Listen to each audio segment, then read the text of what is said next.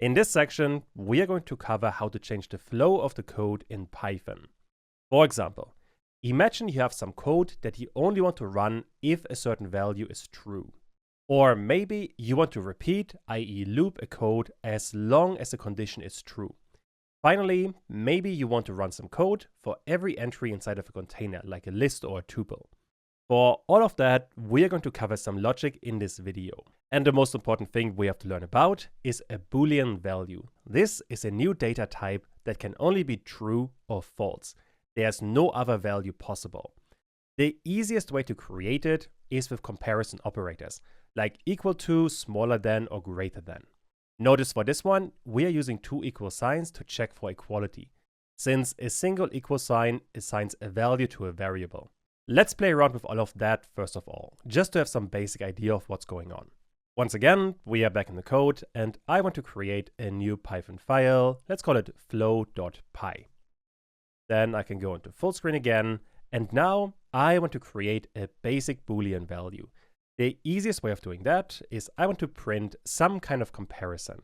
Let's say 5 is equal to 5. If I run that code, we are getting the output true, which seems like the correct result for this one. However, if I change this to a 4, then we're getting false because 5 is different from 4. However, what you could be checking is if 5 is greater than 4, then we get true once again. So the result of this operation would be a Boolean value, which we can use. For example, imagine we only want to run some code if this kind of condition is true. For that, we have an if statement, which is going to look for a Boolean value. For example, we could add in 5 is greater than 4, which would be true.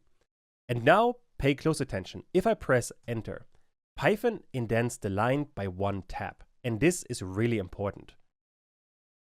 Let me add one line for now. I want to print correct result with the print statement being indented. This indentation is really important because it tells Python that this print belongs to this if statement. If it wasn't indented, Python would consider it as a general part of the code, meaning it would run regardless of the result of the if statement.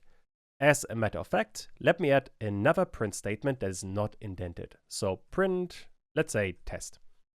If I now run the code, we can see the correct result. This is what we get from this print statement. And then we get test, which is the second print statement. The first print statement, the one with correct result, only ran because this if condition is true. If it wasn't true, let's say we can change this to 5 is equal to 4 and run the code again. Then we cannot see the print correct result because the if statement is false. However, we can see test because this one is not indented, so it's not part of the if statement. So I hope that makes sense, but if you get the basic idea, you understand basic if statements. We add the if keyword, then we add some kind of Boolean value. This can either be a Boolean value directly, so if you add if false, this is never going to run, and if you add if true, it is always going to run. But most of the time you have some kind of comparison. Let's say 5 is greater than 4, and then it would be running. On top of that, what you can also do is add an else statement. Let's say we can have print correct result and print incorrect result. If I now run the code, we're getting the correct result because the first if statement ran. However, if we change the condition, let's say 3 is greater than 4 and run this again, we're getting the incorrect result. Since the condition was false, we are running the else statement. And that way, we're getting the incorrect result. And once again, the print statement for incorrect result is indented, so Python knows it's part of the else bit. What you can also do is add an elif statement. The way it works is we first of all check if a condition is true. At the moment, this one would not be correct. Then we can check for another condition. Let's say 2 is greater than 1. And if that is the case, we need a double colon again. We can print, let's say, some other result, which in this case would run because 2 is indeed greater than 1. However, if that wasn't the case, we would go to else. Let me run all of this. We're getting some other result. because for the else if statement, the condition is true. If it wasn't, let's say 0 is greater than 1, we would simply end up with the incorrect result. You can expand this system quite a bit. For example, you could have multiple else if statements. Let me duplicate it and add it like so. We can, for example, check if 0 is equal to 0, and this one would be true, so we are getting some other result. The if statement would end on this bit. You can also chain different parts together inside of an if statement, meaning we only want to, for example, run this else if statement if 0 is 0 and let's say 5 is greater than 1. Only if both of these values are true, then we are going to run this else if statement. And something like this could be done for every single if statement. Also, what you could be doing inside of any of these if statements, add another nested if statement. I could add if and then add another condition.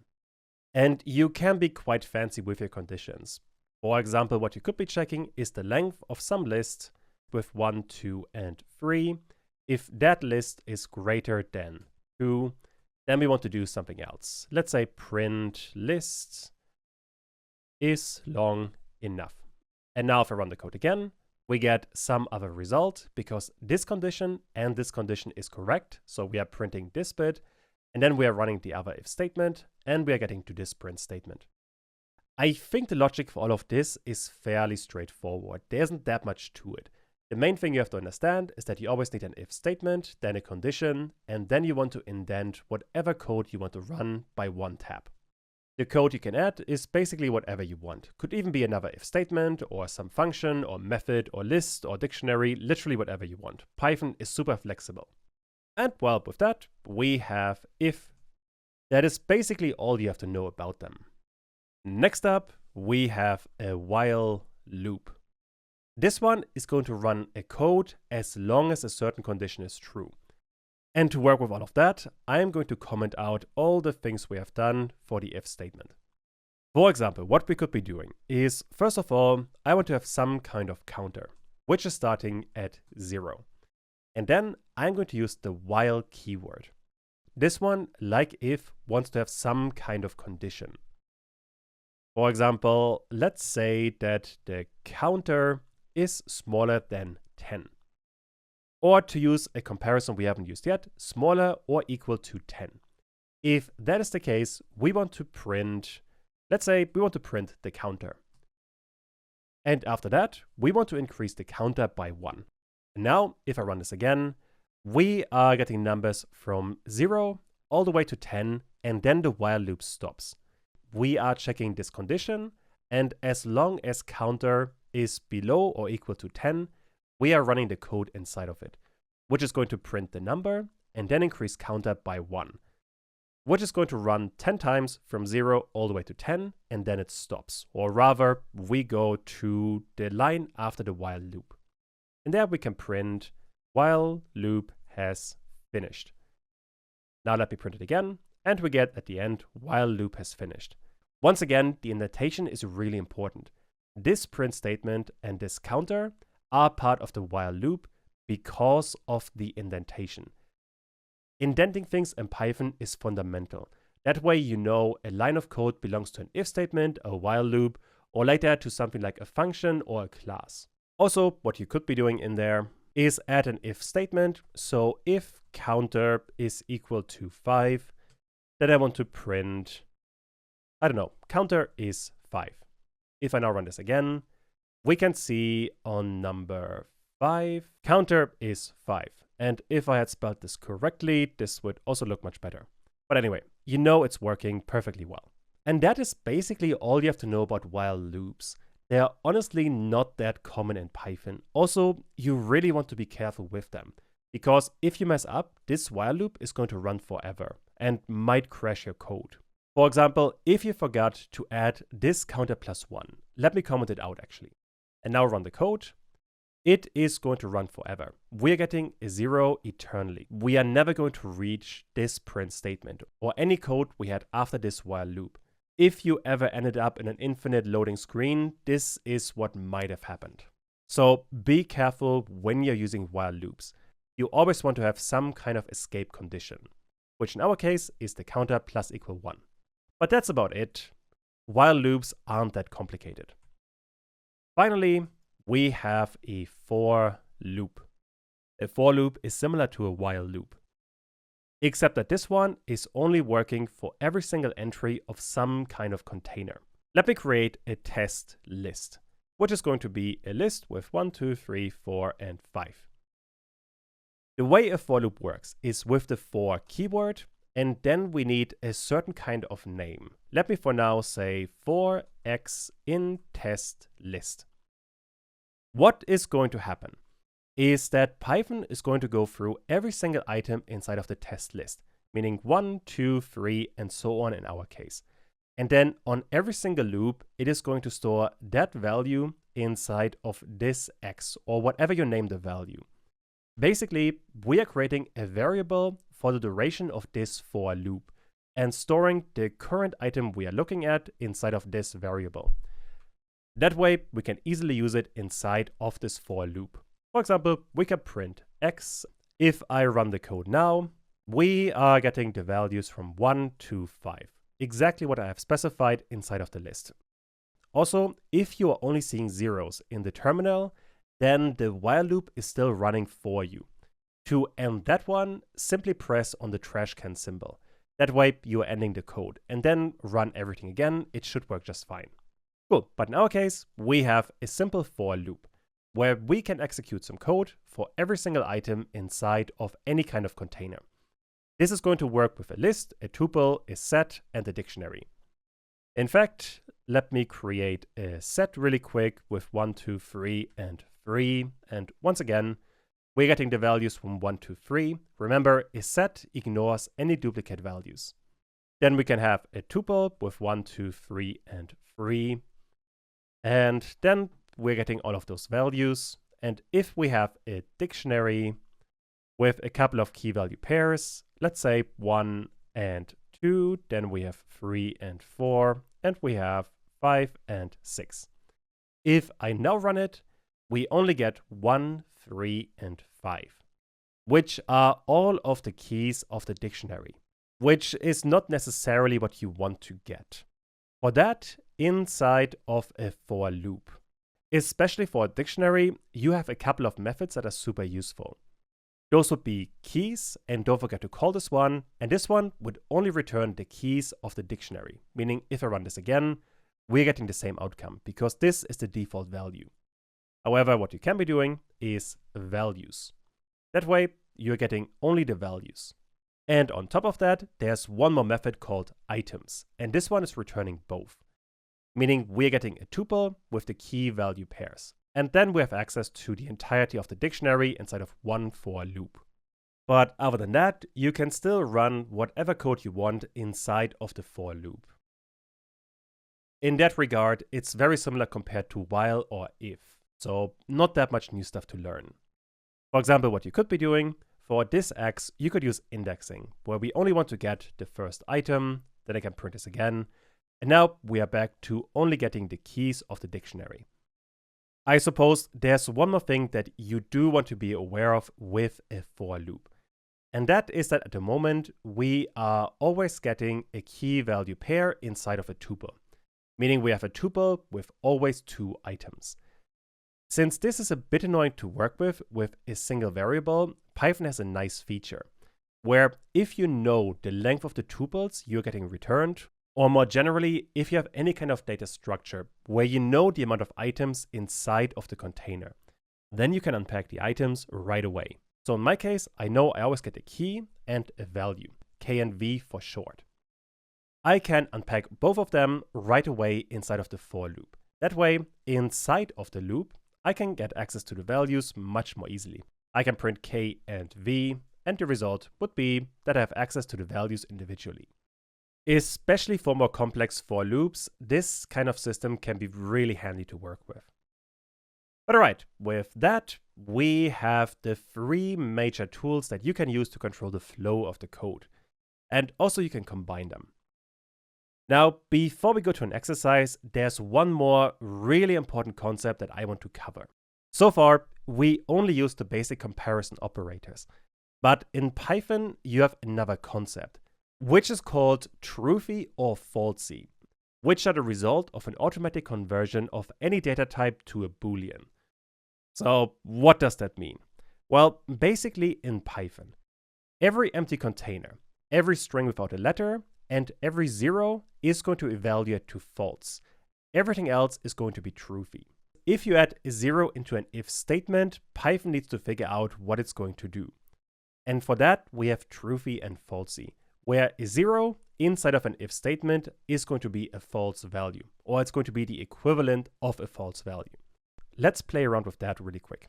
Back in the code, I want to comment out the for loop and instead add a comment for truthy and falsy. Basically, imagine you have the case where if 0 and then you want to print, I don't know, something. Doesn't really matter. This might seem weird, but if you have 0 and I run the code, we don't get anything because 0 is what Python considers to be falsy. It would evaluate to equivalent of a false, which for Python means that we are not running the if statement. However, if you change the 0 to a 1 and run all of this again, we are getting something. Because a 1 in Python is truthy, meaning if you put it inside of an if statement, the code is going to run. To organize all of this a bit better, let me change the something to truthy and then add an else statement for falsy. That way, we can very easily tell if a value is truthy or falsy. For example, if you add an empty list, so a list without any value, and run the code again, we are getting falsy, because a list without a value is going to evaluate to false.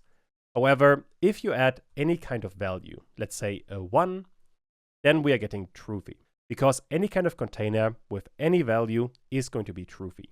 Finally, the last thing is you could create a string without any values. This one would be falsy. However, as long as you have any kind of content, even a single letter, then you are going to get to truthy. The logic is going to become intuitive quite fast. The main thing you have to remember is that the only values that are becoming falsy are empty containers, strings without letters, and the number 0. Everything else will be truthy. You only really have to learn about 3 special cases. Everything else is going to be true. And for completion's sake, there are a couple of functions that return either true or false. Any and all are the most common ones.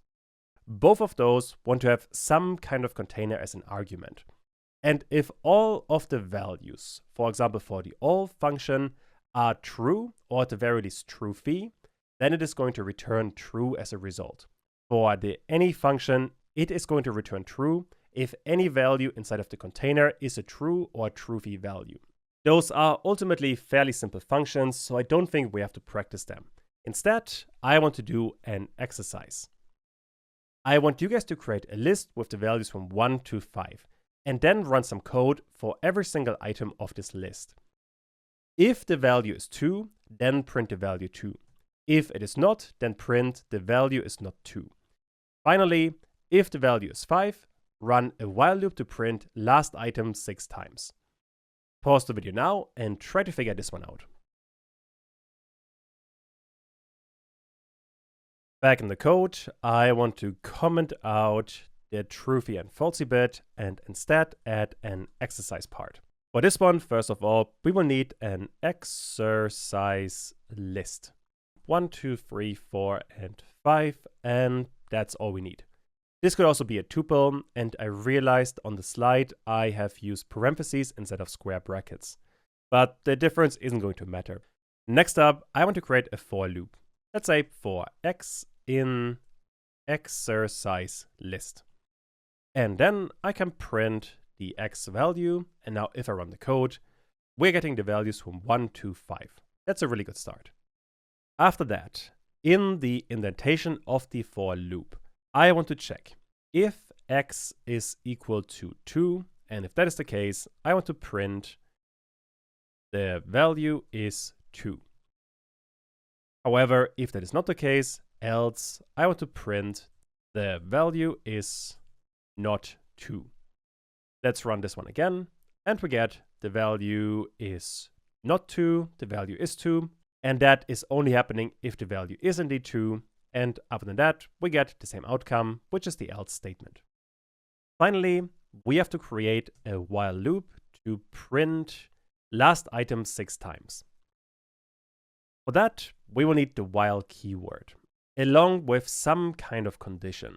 The condition in this case is going to be, let's call it the exercise counter, which is going to start at 0. And I want to check if the exercise counter is smaller or equal than 6. And if that is the case, I want to print last item. Really important, we have to increase exercise counter by 1. Otherwise, this while loop is going to run forever.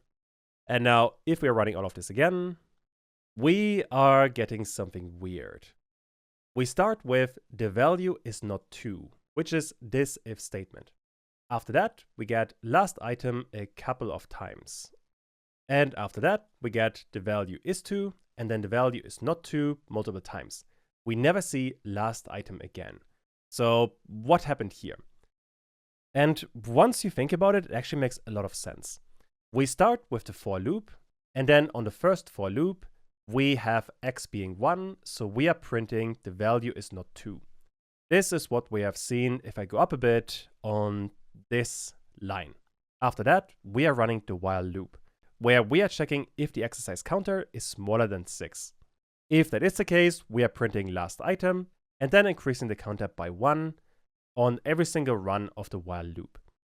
The issue is that we are running all of this on the first iteration of the for loop, meaning after the first for loop, the exercise counter is going to have a value that is greater than 6, meaning this one is not going to run anymore after the first run of the for loop. As a consequence, we cannot see it anymore, and it's not going to have an impact. The thing we actually want to do, if we want to have last item at the end of the for loop, is we have to make sure that the while loop is not indented. That way, we are getting the value is not 2, the value is 2 for every single one of the items, and then we get last item after the for loop. This might have been a little bit tricky, but I hope you understand the logic. It's a really good way to practice indentation. But anyway, with all of this, we have a lot of control over the execution of our code.